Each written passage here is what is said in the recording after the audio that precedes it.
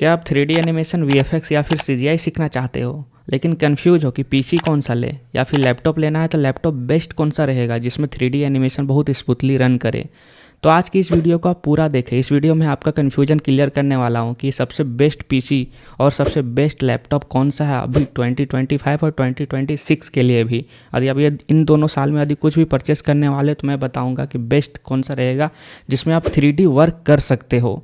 तो चलिए वीडियो को स्टार्ट करते हैं। तो यह वीडियो थोड़ा सा लंबा होने वाला है, यदि आपके पास टाइम है तभी आप देखो, नहीं तो बाद में भी इस वीडियो को आप देख सकते हो क्योंकि आपको इसमें नोट्स बनाने पड़ेंगे। क्योंकि इस वीडियो में जो भी बताऊंगा आप उस चीज़ को यदि परचेस कर लेते हो और उसमें काम करते हो तो आपको आने वाले फ्यूचर में कोई भी दिक्कत नहीं होने वाली है। तो सबसे पहले हम लोग पीसी बिल्ड करेंगे जिसमें हम लोग दो तरीके पीसी बिल्ड करेंगे। सबसे पहला होगा जिसमें हम लोग 60 to 70,000 इन्वेस्ट करेंगे, यानी 60 से 70,000 रुपये आपको इन्वेस्ट करना होगा। यह बात बिल्कुल सच है। आप 3D वर्क करना चाहते हो कि कोई भी नॉर्मल वर्क नहीं जिसमें लोग माइक्रोसॉफ्ट ऑफिस ये सब चला रहे हो, इसमें 3D सॉफ्टवेयर चलेगा जिसका फ्यूचर बहुत ज़्यादा है। अभी भी बहुत प्रेजेंट में बहुत इसका फ्यूचर है, बहुत सारी इंटर्नशिप वर्क मिलते हैं। तो आपको मिनिमम टू मिनिमम 60,000 इन्वेस्ट करना ही पड़ेगा।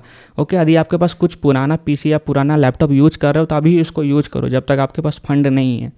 लेकिन यदि आपके पास मनी है, यानी पैसा आप उसको इन्वेस्ट करना चाहते हो, ओके मैं इन्वेस्ट करना बोल रहा, यदि आप इन्वेस्ट करना चाहते हो तो मिनिमम 60,000 किसी तरह भी अरेंज करके या फिर EMI लेके आप इसको यूज करो। ओके, पैसा पहला हम लोग पीसी बिल्ड करेंगे 60 to 70,000, दूसरा पीसी बिल्ड करेंगे 1,15,000 से 1,20,000 के बीच में। ओके, तो सबसे पहले पहला वाला भी है वो भी अफोर्डेबल है, लेकिन उसमें भी जो हम लोग ग्राफिक्स कार्ड यूज करेंगे वो सबसे बेस्ट ग्राफिक्स कार्ड होगा।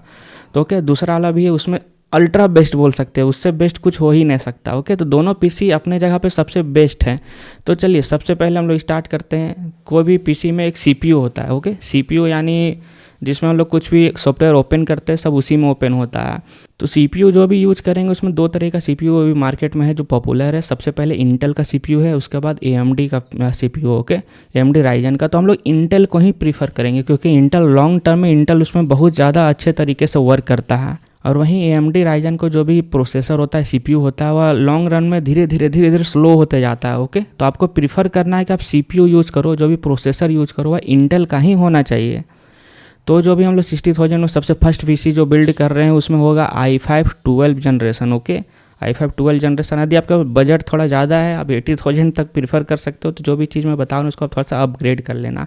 ओके, i5 12 जनरेशन इसका आपको प्राइस पड़ेगा अभी करेंटली 14,000 के अराउंड। ओके, प्राइस 500,000 रुपये ऊपर नीचे फ्लैक्चुएट कर सकता है। अब GPU पे बात करते हैं। GPU यानी ग्राफिक्स कार्ड, जो कि बहुत ज़्यादा ही इंपॉर्टेंट है। ओके, इसको आपको नेगलेक्ट बिल्कुल भी नहीं करना है, इग्नोर नहीं करना है। GPU जो भी ग्राफिक्स कार्ड है वो सबसे ज़्यादा इंपॉर्टेंट है हमारे इस 3D वर्क के लिए। तो अभी जो हम लोग इसमें बिल्ड करें फर्स्ट पीसी उसमें यूज़ करेंगे NVIDIA का RTX 3060। ओके, इसके अंदर भी रैम आता है, इसको नेगलेक्ट नहीं करना है। NVIDIA RTX 3060 12 GB का रैम रहेगा इसमें, 12 GB GDDR6। ओके, या बहुत ज़्यादा ही स्मूथली आप इसमें वर्क कर सकते हो, बिल्कुल भी लैग नहीं करेगा जब तक आप बहुत अल्ट्रा लेवल का कुछ भी क्रिएट नहीं कर रहे हो। ओके, 3D एनिमेशन VFX वगैरह बहुत ईजिली रन करेगा इसमें। एडिटिंग भी आप करना चाहो तो बहुत अच्छे तरीके से एडिटिंग हो जाएगा। कोई भी सॉफ्टवेयर हो गया जैसे माया, ब्लेंडर, अनरियल इंजन, iClone और भी जितने भी सॉफ्टवेयर है, हुडनी, सब इसमें बहुत अच्छे तरीके से चल जाएंगे। ओके, 60 to 70,000 में आदि CPU हम लोग बना रहे हैं, पीसी इतने अच्छे से रन कर रहा है तो बहुत अच्छी बात है। अब मदरबोर्ड भी चाहिए जिसमें हम लोग सारा चीज़ लगाएंगे, तो उसमें हम लोग प्रीफर करेंगे कि अच्छे कंपनी का मदरबोर्ड हो। जो भी मैं यूज़ कर रहा हूँ अच्छे कंपनी का यूज़ कर रहा हूँ। अभी जो भी ग्राफिक्स कार्ड आपको परचेस करना है उसमें बहुत सारी कंपनियाँ आती है। ओके, NVIDIA का तो मैं बता दिया हूँ, लेकिन उसको भी सेल कर रहा है। ASUS का आपको लेना है या फिर MSI का लेना है या फिर गीगाबाइट का लेना है। 3 कंपनी तो टॉप में है, ठीक है, इसको अफोर्ड कर सकते हो ये लो। नहीं तो अभी नया कंपनी आ गई है मार्केट में जिसका नाम है जोगटेक। बहुत सारे स्टूडेंट मुझसे पूछ रहे थे कि जोगटेक का परचेस करूँ क्या, तो आप परचेस कर सकते हो यदि आप थोड़ा 2-3 हज़ार बचाना चाह रहे हो। लेकिन मेरे हिसाब से आप ASUS, MSI या फिर गीगाबाइट, सबसे बेस्ट कौन सा है तो आप MSI या फिर गीगाबाइट की तरफ जा सकते हो। और सबसे ज़्यादा बेस्ट तो आप ये दोनों में कंपेयर करना थोड़ा सा मुश्किल है, MSI और गीगाबाइट दोनों कंपेरिजन में रहते हैं। ठीक है, मदरबोर्ड हम लोग कर लिए। अब चलते हैं रैम की तरफ। रैम आप मिनिमम टू मिनिमम 16 GB रहना चाहिए। वैसे भी पीसी में हम लोग रैम को अपग्रेड कर ही सकते हैं, लैपटॉप में भी कर सकते हैं, तो 16 GB आप कर लो। ओके, अब थोड़ा सा एक साल बाद, ये 6 महीना बाद जब पैसे फिर से आ जाएँ 2-4 हज़ार, तो आप 32 GB तक इसमें अपग्रेड कर सकते हो। तो मदरबोर्ड का प्राइस 11,000 रहेगा उसका अप्रॉक्स। अभी रैम का प्राइस लगभग 4 से 5 हज़ार रुपया रहेगा। ओके, अब स्टोरेज की बात करें तो स्टोरेज SSD ही आपको प्रीफर करना है। अभी के समय में HDD यानी हार्ड डिस्क नहीं आपको प्रीफर करना है। तो इसमें WD का 1 TB SSD होगा, जिसका प्राइस अभी समथिंग अराउंड 6000 रुपीज़ है। ओके, अब इसको पावर सप्लाई भी करना पड़ेगा, यानी SMP जो डब्बा लगता है जिसमें सारा कुछ कनेक्ट होने वाला है, उसी से पावर सप्लाई होगा सारी चीज़ों में। तो इसके लिए हम लोग यूज़ करेंगे कूलर मास्टर का। ओके, अब इसको अलग अलग थोड़ा सा ऊपर नीचे कर सकते हो, लेकिन जो भी CPU और GPU जो भी मैं बताया हूँ, CPU GPU एग्जैक्टली आप मैच कर लेना। ओके, CPU GPU आपको नीचे यूज़ नहीं करना, उसको ऊपर ही आप यूज़ करो, लेकिन नीचे नहीं। जैसे RTS में बताया हूँ ग्राफिक्स कार्ड में 3060 का 12 GB यूज करना है, तो आप ऐसा मत कर देना अपने मन से कि 2060 या 2050 यूज कर रहे हो।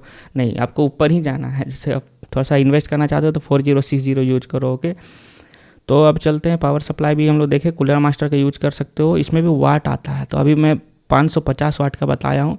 यदि आप थोड़ा सा और इन्वेस्ट करना चाहते हो तो इसमें 750 वाट का तरफ जा सकते हो, या फिर 650 वाट 600 वाट इस तरह करके आता है। जितना ज़्यादा वाट रहेगा उतना स्मूथली या करंट पास करेगा, और बाद में कुछ यदि आप अपग्रेड करते हो तो इसमें आपको मदद मिलेगा। अब आता है कैबिनेट, जिसमें हम लोग अपना PC को रखेंगे, सारी चीज़ों को, मदरबोर्ड को, रैम को रखेंगे।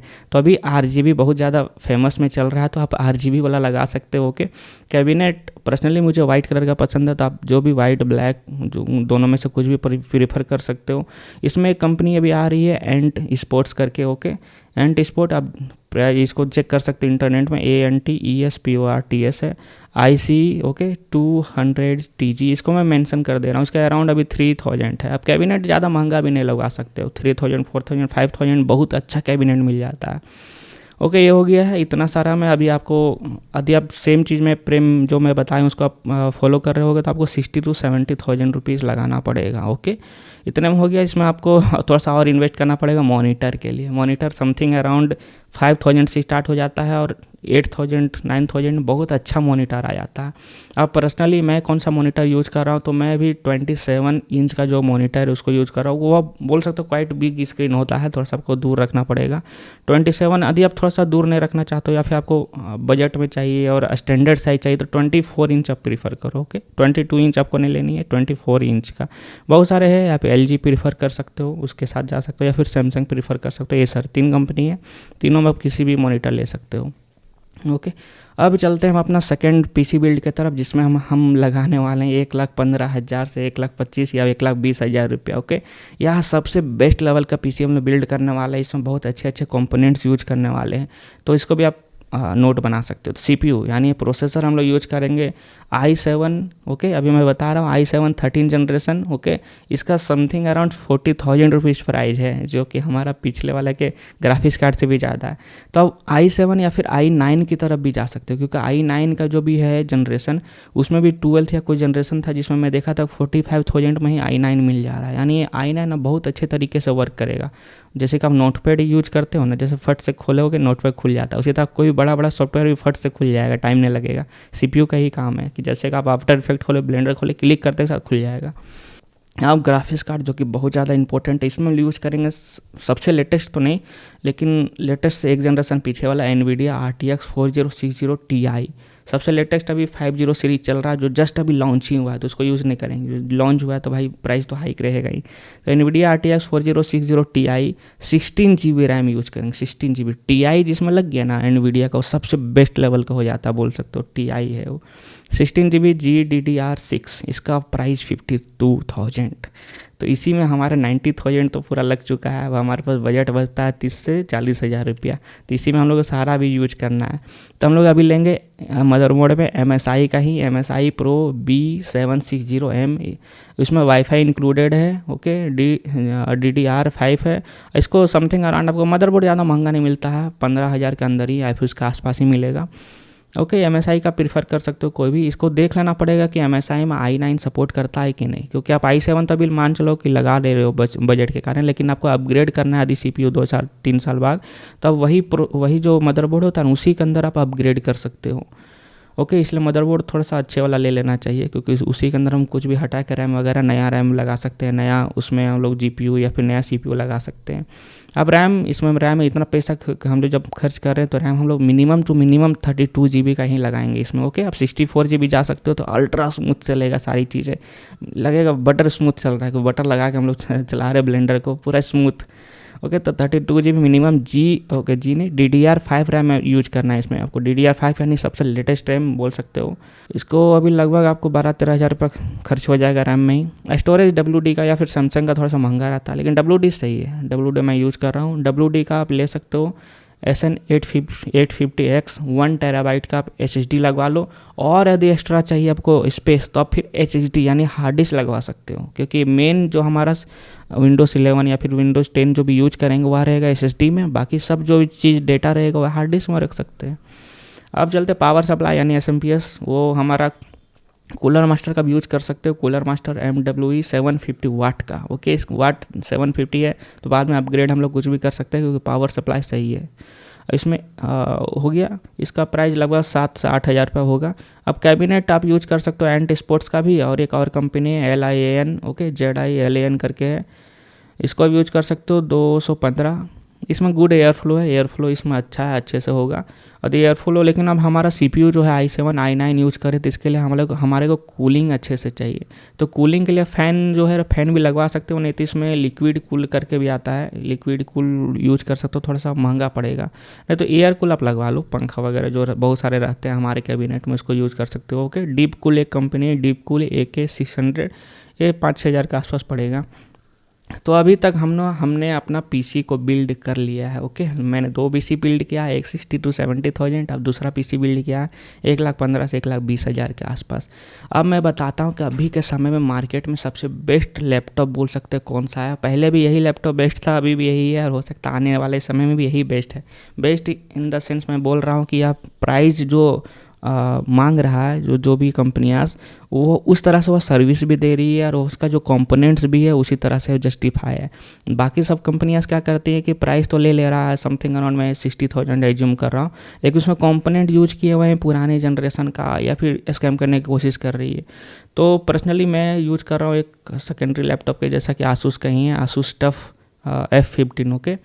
जैसे कि मैं बताता हूँ कि आपको इंटेल का ही CPU या फिर प्रोसेसर लेना है, इंटेल का ही होना चाहिए, ग्राफिक्स कार्ड एनवीडिया का ही होना चाहिए, क्योंकि अब बहुत जगह पे सपोर्ट करता है, इसमें बहुत सारे फीचर्स आते हैं, ओके। तो इंटेल और एनवीडिया का ही आपको CPU और GPU यूज करना है।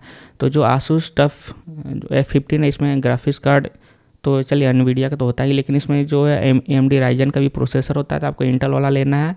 और minimum to minimum graphics card जो रहना चाहिए 3050 का सीरीज़ या 30 का सीरीज़ होना चाहिए, ओके। उससे पहले का सीरीज़ आपको प्रीफर नहीं करना है।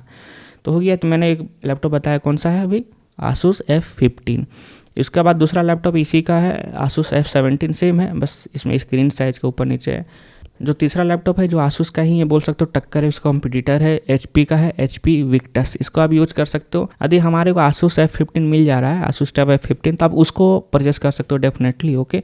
मैंने परचेस किया था 60,000 के आसपास परचेस किया था, जब सेल चल रहे थे तब, उसमें अवेलेबल भी था फ्लिपकार्ट पे, ओके।